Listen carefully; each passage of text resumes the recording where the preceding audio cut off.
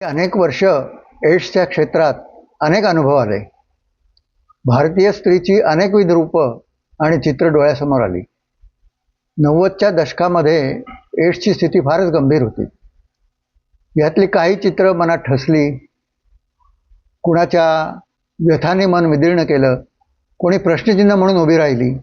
आज हा सगळा कॅलेडोस्कोप डोळ्यासमोर दिसतो आहे, उलगडतो आहे. एड्सच्या समस्येचा दाह सर्वात अधिक सोसावा लागला तर तो भारतीय स्त्रीला. ती कुणाची आई म्हणून, कुणाची बहीण म्हणून, पत्नी म्हणून, कोणत्या ना कोणत्या नात्यांनी भारतीय स्त्री हे सहन करत गेली.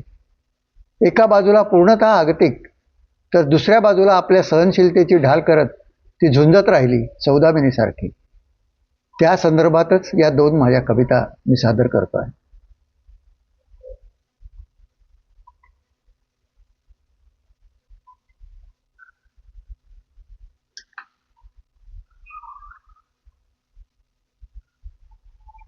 एक कविता आहे, मृत्यू हा इथे आसपास, मृत्यू हा इथे आसपास, तारुण्याच्या विस्त्या निखाऱ्यांना थंडगार करणारा, तारुण्याच्या विस्त्या निखाऱ्यांना थंडगार करणारा आणि आयुष्याच्या सारीपटाला उसकटून टाकणारा.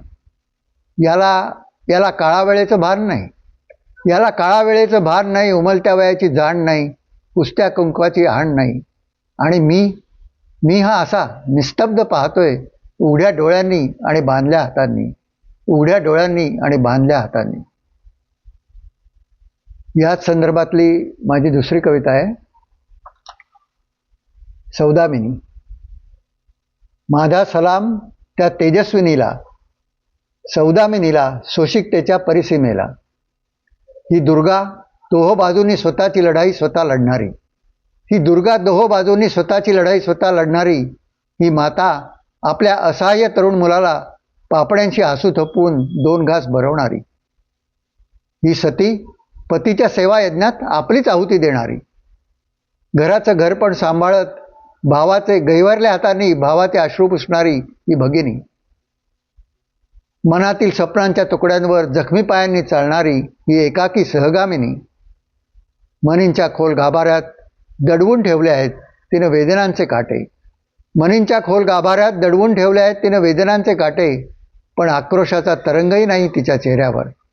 सलाम माझा त्या सौदामिनीला, त्या भारतीय स्त्रीला.